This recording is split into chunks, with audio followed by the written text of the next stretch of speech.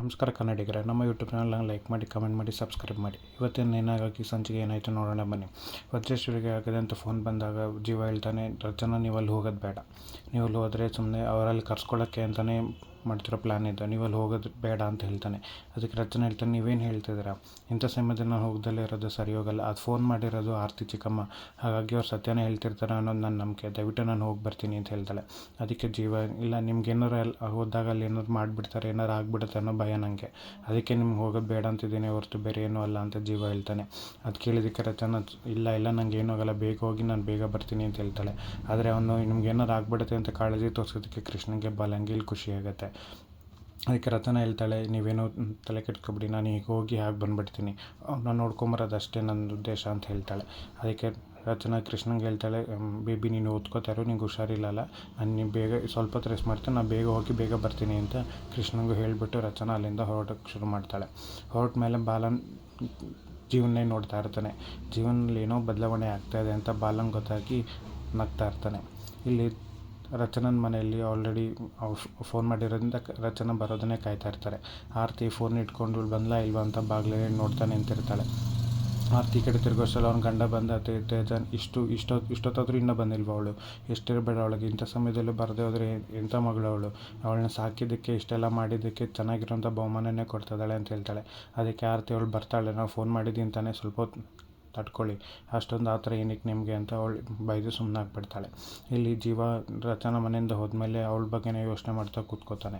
ಏನಾಗುತ್ತೋ ಅವಳಿಗೆ, ಅವ್ರು ಏನು ಮಾಡ್ತಾರೋ, ಏನು ಪ್ಲ್ಯಾನ್ ಮಾಡಿದಾರೋ ಅಂತ ಗೊತ್ತಾಗ್ತಿಲ್ವಲ್ಲ ಅಂತ ಜೀವನಿಗೆ ಆಲ್ರೆಡಿ ಯೋಚನೆ ಶುರು ಆಗುತ್ತೆ. ಇಲ್ಲಿ ಬಾಲ ಮತ್ತು ಕೃಷ್ಣ ಮಾತಾಡ್ಕೋತಾರೆ. ಇಷ್ಟು ಫಾಸ್ಟಾಗಿ ಡೆವಲಪ್ಮೆಂಟ್ ಆಗ್ತಾಯಿದೆ, ಜೀವ ಅವ್ರು ಚೆನ್ನಾಗಿರಲಿ ಅಂತ ಅಂದ್ಕೊಂಡ ಅಂತ ಅಂದರೆ ಅವನೆಲ್ಲೋ ಒಂದು ಕಡೆ ನಿಮ್ಮ ಅಮ್ಮನ ಮೇಲೆ ಪ್ರೀತಿ ಶುರು ಆಗ್ತಾಯಿದೆ ಅಂತ ಅರ್ಥ ಅಂತ ಬಾಲ ಮತ್ತು ಕೃಷ್ಣ ಇಬ್ಬರು ಖುಷಿಯಲ್ಲಿ ಓಡಾಡ್ತಿರ್ತಾರೆ. ಇಲ್ಲಿ ಜೀವ ರೂಮಿಗೆ ಬಂದು, ಇಲ್ಲ ಏನೋ ಸರಿ ಇಲ್ಲ, ಇಲ್ಲೇನೋ ಸರಿ ಮಾಡಬೇಕಾಗಿದೆ ಅಂತ ಅನ್ಕೋತಾನೆ. ಅಷ್ಟರಲ್ಲಿ ವಜ್ರೇಶ್ವರಿ ಜ್ಞಾನ ಬಂದು ಆರತಿ ಹತ್ರ, ರಚನಾ ಬಂದ್ಲಾ, ರಚನೆಗೋಸ್ಕರ ನಾನು ಕಾಯ್ತಾಯಿದ್ದೀನಿ ಅಂತ ಹೇಳಿದ್ಯಾ ಅಂತ ಹೇಳ್ತಾಳೆ. ಅದಕ್ಕೆ ಆರತಿ ಹೇಳ್ತಾಳೆ, ಹ್ಞೂ ಅಕ್ಕ ಹೇಳಿದ್ದೀನಿ, ಇನ್ನೇನು ರಚನೆ ಇಲ್ಲಿ ಬಂದುಬಿಡ್ತಾಳೆ ಅಂತ ಹೇಳ್ತಾಳೆ. ಅಷ್ಟೇ ಹೇಳ್ತಾಳೆ. ಅದಕ್ಕೆ ನೀವು ಆಯಾಸ ಮಾಡ್ಕೋಬೇಡಿ, ರಚನಾ ಬಂದೇ ಬರ್ತಾಳೆ, ನಾವು ಫೋನ್ ಮಾಡಿದ್ದೀವಿ, ಇನ್ನೊಂದು ಸ್ವಲ್ಪ ಹೊತ್ತು ರಚನಾ ಇಲ್ಲಿರ್ತಾಳೆ ಅಂತ ಹೇಳ್ತಾನೆ. ಆಮೇಲೆ ಸರಿ ಅಂತ ಪ್ರೊಡ್ಯೂಸರ್ಸು ಅವ್ನು ತಮ್ಮೆಲ್ಲ ನಿಂತಿರ್ಬೇಕಾದ್ರೆ ಎಲ್ಲರೂ ಹೋದ್ಮೇಲೆ ವಜ್ರೇಶ್ವರಿ ಎದ್ದು ಕೂತ್ಕೊಂಡಾಗ ಎಲ್ರಿಗೂ ಶಾಕ್ ಆಗುತ್ತೆ. ಏಕೆಂದರೆ ವಜ್ರೇಶ್ವರಿ ಆಡ್ತಿರೋ ನಾಟಕ ಇದು ಅನ್ನೋದು ಎಲ್ರಿಗೂ ಹೇಳ್ತಾಳೆ. ನಾನು ಕುಯ್ಕೊಂಡು ಇಷ್ಟೊಂದೆಲ್ಲ ಮಾಡ್ಕೊಳ್ಳೋದು ಸೀನೇ ಇಲ್ಲ, ನನ್ನ ಮಗಳು ಬರಬೇಕು ಅನ್ನೋದಕ್ಕೋಸ್ಕರ ನಾನು ನಾಟಕ ಆಡ್ತಾ ಇರೋದು ಅಂತ ಹೇಳ್ತಾಳೆ. ಆವಾಗ ಅವನ ಅಣ್ಣಂಗೆ ಶಾಕ್ ಆಗುತ್ತೆ, ನನ್ನ ತಂಗವ ಇಷ್ಟೊಂದು ನಾಟಕ ಮಾಡ್ತಾಳ ಅಂತ ಗೊತ್ತಿಲ್ಲದೆ ಅಂದಂಗೆ ಆಶ್ಚರ್ಯದಿಂದ ನೋಡ್ತಾ ಇರ್ತಾನೆ.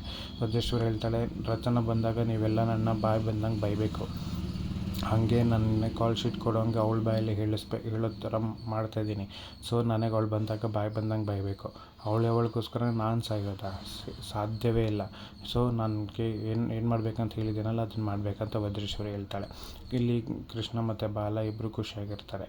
ಮತ್ತು ವಜ್ರೇಶ್ವರಿ ಈಗ ವಜ್ರೇಶ್ವರಿನ ಏನು ಮಾಡಬೇಕಂತ ಅವಳು ಅಲ್ಲಿ ಮಾತಾಡ್ತಾಯಿದ್ರೆ, ಇಲ್ಲಿ ಜೀವನ್ಗೆ ಯಾಕೆಂದರೆ ಜೀವನ್ಗೆ ಇಲ್ಲಿ ಅವಳು ಏನು ಮಾಡ್ತಾರೋ, ಏನು ಪ್ಲ್ಯಾನ್ ಮಾಡಿದಾರೋ, ರಚನೆಗೆ ಏನಾಗುತ್ತೋ ಅನ್ನೋ ಟೆನ್ಷನಲ್ಲಿ ಅಲ್ಲಿಂದ ಇಲ್ಲಿ ಓಡಾಡ್ತಿರ್ತಾನೆ. ಕೃಷ್ಣ ಕೇಳ್ತಾಳೆ, ಯಾಕೆ ಬೇಬಿ ಹಿಂಗೆ ಅಲ್ಲಿಂದ ಇಲ್ಲಿಗೆ ಓಡಾಡ್ತಿದ್ಯಾ ಅಂತ ಹೇಳಿದಾಗ ಜೀವ ಏನು ಹೇಳೋಕ್ಕಾಗದೆ ಬಂದು ಕೃಷ್ಣ ಬುಕ್ ಇಟ್ಕೊಂಡಾಗ ರಚನಾ ಹೇಳಿದ ಮಾತೇ ಅವನಿಗೆ ತಲೆಯಲ್ಲಿ ಓಡ್ತಾ ಇರುತ್ತೆ. ನಾನು ಬೇಗ ಹೋಗಿ ಬೇಗ ಬರ್ತೀನಿ, ಕೃಷ್ಣ ಹುಷಾರು ಅಂತ ಹೇಳಿದ್ರೆ ಪ್ರೀತಿ ತೋರಿಸ್ತಾಳಲ್ಲ, ಅದೇನೋ ಅವನು ಪ್ರೀತಿ ತೋರ್ತಾರೆ ಅಂತ ಹಂಗೆ ಮಾತಾಡ್ತಾ ಇರ್ತಾನೆ. ಅದನ್ನು ಕೇಳಿ ಕೃಷ್ಣಗೆ ಮತ್ತು ಬಾಲಂಗೆ ಖುಷಿಯಾಗುತ್ತೆ. ಓ, ಅಣ್ಣ ಫುಲ್ ಕಂಪ್ಲೀಟಲ್ಲಿ ಬಿದ್ದಿದ್ದಾನೆ ಅಂತ ಬಾಲ ಅನ್ಕೋತಾನೆ. ಆದರೆ ಅಲ್ಲೇನು ಮಾಡಿರ್ತಾನೆ, ಜೀವ ಉಲ್ಟಾ ಇಟ್ಕೊಂಡಿರ್ತಾನೆ ಬುಕ್ನ. ಅದಕ್ಕೆ ಕೃಷ್ಣ ಹೇಳ್ತಾಳೆ, ಬೇಬಿ ನೀನು ಬುಕ್ನ ಉಲ್ಟಾ ಇಟ್ಕೊಂಡು ಓದ್ತಾ ಇದೆಯಾ, ಹಿಂಗೆ ಇಟ್ಕೋಬೇಕು ಅಂತ ಬುಕ್ನ ಸೀದಾ ಮಾಡಿಕೊಡ್ತಾಳೆ. ಜೀವ ಹೇಳ್ತಾನೆ, ನನಗೂ ಗೊತ್ತು, ಸುಮ್ಮನೆ ನೀನು ಟೆಸ್ಟ್ ಮಾಡೋಕ್ಕೋಸ್ಕರ ನಿಂಗೆ ಹೇಳಿದಷ್ಟೇ ಅಂತ ಜೀವ ಹೇಳ್ತಾನೆ. ಆಮೇಲೆ ಮತ್ತೆ ರಚನಾ ಕೃಷ್ಣನೇ ಹುಷಾರಂತ ಹೇಳಿ ಹೋಗಿದ್ದಾನೆ ನೆನೆಸ್ಕೊಂಡು ರಚನನ ಬಗ್ಗೆನೇ ಯೋಚನೆ ಮಾಡ್ತಾಯಿರ್ತಾನೆ. ತಿರ್ಗಾ ಅವಳ ಬಗ್ಗೆನೇ ಯೋಚನೆ ಮಾಡಬೇಕಾದ್ರೆ ಬಾಲಂಗಿ ಕೃಷ್ಣಗೆ ಕನ್ಫರ್ಮ್ ಆಗುತ್ತೆ, ಇವನು ಆಲ್ರೆಡಿ ಸ್ಟಾರ್ಟ್ ಮಾಡಿದ್ದಾನೆ ಅಂತ ಅನ್ಕೋತಾರೆ. ಇಲ್ಲಿ ರಚನಾ ಮನೆಗೆ ಬಂದಿದ ತಕ್ಷಣ ಅವ್ರ ನಿಜವಾದ ಅಪ್ಪ ಹೇಳ್ತಾನೆ, ನೀನು ಯಾಕೆ ಬರೋಕ್ಕೆ ಹೋದೆ ರಚನಾ ಇಲ್ಲಿಗೆ ಅಂತ. ಅದಕ್ಕೆ ಆರತಿ ಹೇಳ್ತಾಳೆ, ಇನ್ನೇನು ಮಾವ, ಅಕ್ಕ ಸತ್ತ ಮೇಲೆ ಬರಬೇಕಿತ್ತ, ಅವ್ರ ಅಮ್ಮ ಈಗಿರೋದಕ್ಕೆ ಬಂದ್ರೇ ಸರಿ ಅಲ್ವಾ ಅಂತ ಹೇಳಿ ರೂಮಿಗೆ ಕರ್ಕೊಂಬರ್ತಾಳೆ. ರಚನಾ ಬಂದು ಅವ್ರ ಅಮ್ಮನ ನೋಡಿದಾಗ ಅವ್ರ ಅಮ್ಮ ಎದ್ದು ಕೂತ್ಕೋತಾಳೆ. ವಜ್ರೇಶ್ವರಿ ಹೇಳ್ತಾನೆ, ನೀನು ಯಾಕೆ ಬರೋಕ್ಕೆ ಹೋದೆ ರಚನಾ, ನೀನು ಬರಲ್ಲ ಅಂತ ಹೇಳಿದ ತಾನೆ, ನೀನು ಯಾಕೆ ಬರೋಕ್ಕೆ ಹೋದೆ, ಇವರೆಲ್ಲ ಏನೋ ಅಂತಾರೆ ಅಂತ ಹಿಂಗೆ ನೀನು ಯಾಕೆ ಬರೋಕ್ಕೆ ಹೋದೆ ಅಂತ ಅಂತಾಳೆ. ಅದಕ್ಕೆ ರಚನಾ ಹೇಳ್ತಾಳೆ, ಅಲ್ಲಮ್ಮ ಎಲ್ರಿಗೂ ನೀನೇ ಬುದ್ಧಿ ಹೇಳಬೇಕಿರೋಳು, ನೀನು ಈ ಥರ ಮಾಡ್ಕೊಂಡಿದ್ದೆಲ್ಲ ಸರಿನಾ ಅಂತ ಹೇಳೋಕ್ಕೆ ಶುರು ಮಾಡೋ ಅಷ್ಟರಲ್ಲಿ ಪ್ರೊಡ್ಯೂಸರ್ಸು, ನೀನು ಕಾಲ್ ಶೀಟ್ ಕೊಟ್ಟಿದ್ರೆ ನಾವು ಸುಮ್ಮನೆ ಇರ್ತಿದ್ವಿ ಅಂತ ರಚನೆಗೆ ಬಾಯಿಗೆ ಬಂದಂಗೆ ಬೈಯೋಕ್ಕೆ ಶುರು ಮಾಡ್ತಾರೆ. ಅದಕ್ಕೆ ವಜ್ರೇಶ್ವರಿ ಹೇಳ್ತಾರೆ, ನನ್ನ ಮಗಳ ಬಗ್ಗೆ ಏನಾದ್ರು ಮಾತಾಡಿದ್ರೆ ನಾನು ಸುಮ್ಮನಿರಲ್ಲ ಅಂತ ಹೇಳಿ ವಜ್ರೇಶ್ವರಿ ಅವಳಿಗೆ ಕೈ ತೋರಿಸಿ ಮಾತಾಡ್ತಾಳೆ. ಅಲ್ಲಿ ರಚನೆಗೆ ಕೋಪ ಬರುತ್ತೆ.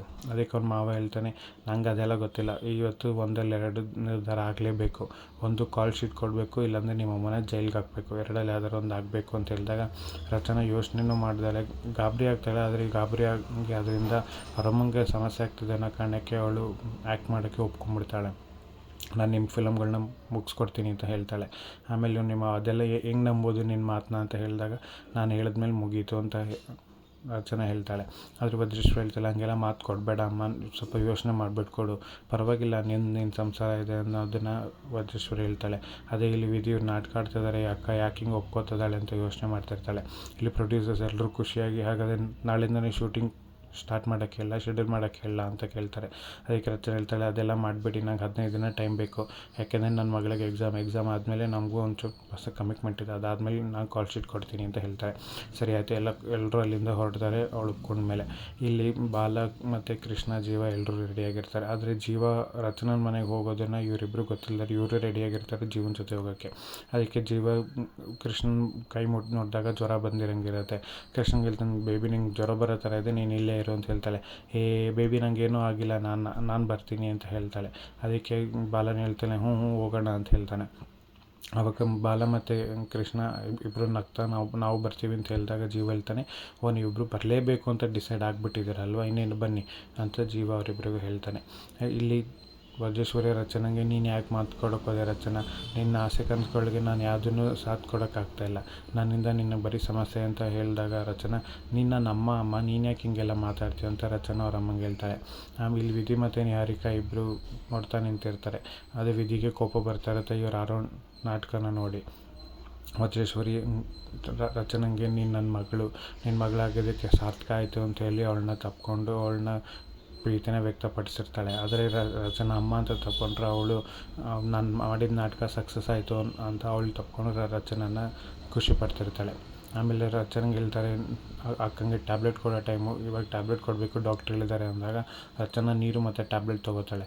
ಟ್ಯಾಬ್ಲೆಟ್ ತೊಗೋತಾ ಇದ್ದಂಗೆ ಜೀವನ ಫೋನ್ ಬರುತ್ತೆ ರಚನೆಗೆ. ಅದನ್ನು ರಚನಾ ಜೀವನ ಫೋನ್ ಬರ್ತದೆ ಅಂತ ನೋಡಿ ಅದನ್ನು ತೊಗೊಳ್ಬೇಕಾದ್ರೆ ವಜ್ರೇಶ್ವರಿಗೆ ಇನ್ನೇನು ಮಾತ್ರೆ ತಿನ್ನಿಸ್ಬೇಕು ಅನ್ನೋ ಟೈಮ್ ಫೋನ್ ಬಂದಾಗ ಅವ್ಳು ಮಾತ್ರೆ ತಿನ್ನಿಸ್ದಾಳೆ, ಅವಳು ಫೋನ್ ತೊಗೊಳೋದಕ್ಕೆ ಹೋಗ್ತಾಳೆ. ವಜ್ರೇಶ್ವರಿ ಶಾಕಿಂದ ನೋಡ್ತಿರ್ತಾಳೆ.